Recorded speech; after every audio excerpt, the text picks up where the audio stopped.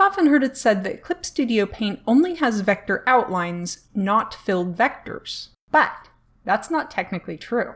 There is a filled vector tool, and it's been hiding under our noses this whole time. Meet the humble balloon tool. Usually used for making comic speech bubbles, this is actually a set of filled vectors. Now, keep in mind CSP is a drawing and painting program, so what you can do with vectors is limited. But let's take a look at what you can do. In here are several familiar vector shapes: ellipses, rectangles, and customizable curves. The rounded balloon is simply a rectangle with the roundness of corner setting enabled. Let's add a couple ellipses to the canvas. Notice it creates a special kind of vector layer called a balloon layer. Because I have the How to Add option set to Add to Selected Layer, my two ellipses share the space and automatically join with one another. If you want them to overlap, change How to Add to Create New Layer instead. If they're overlapped but you want them to join, select both layers, right-click, and choose Merge Selected Layers. Vectors are objects in Clip Studio Paint, so to adjust them, go to the Operation tool, and make sure the Object subtool is selected. Here you can move, resize, or rotate the whole thing using the bounding box, or click directly on the shape to adjust the individual vector points. Use the object properties to change the line color, fill color, and outline size. You can even choose a different brush shape for your outlines. And while it's possible to use your own custom brushes for this, that's a little more complicated to set up. But let me know if you want to see a video on that. If you just want the fill, open the Subtool Detail palette by clicking the wrench icon, go to Balloon, and change the Line Fill option to Create Fill. Next, let's head down to the Correct Line tool. In here are a bunch of subtools for working with vector layers, and yep, they work on balloons too. I'll cover these in a more dedicated video on vector layers later, but basically here you can move, add, and delete control points, stretch and squash parts of your vector, and adjust the line widths of individual control points.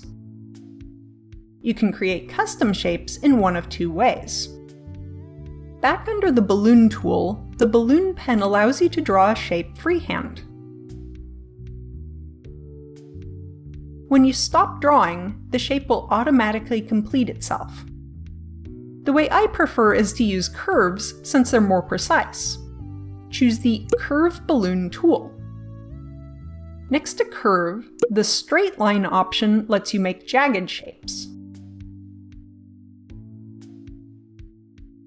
There are also three types of curve: spline, quadratic Bezier, and cubic Bezier. Experiment to see which you prefer, but my favorite is cubic Bezier, which acts the most like a standard vector pen tool. It allows you to click once to make a point, or click and drag to make a highly customizable curve, easily combining both to make the shape you need.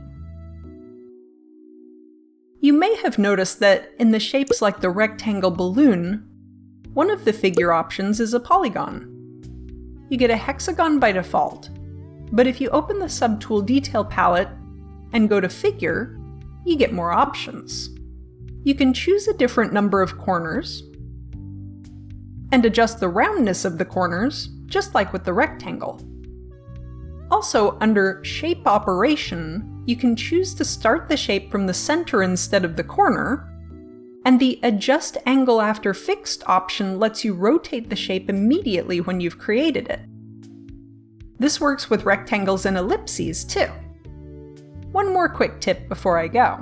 What if you want to fill your vector shape with a pattern instead of a flat color? This works best with shapes filled with white and a black outline. go to File, Import, and choose Pattern from Image. Select the tileable pattern like this one I created in my Seamless Tiling Patterns tutorial. Check the link for that one above or in the description. Click this button to turn it into a clipping layer so it only shows where the vector layer is. Change its blending mode to Multiply so we can see the vector's outline.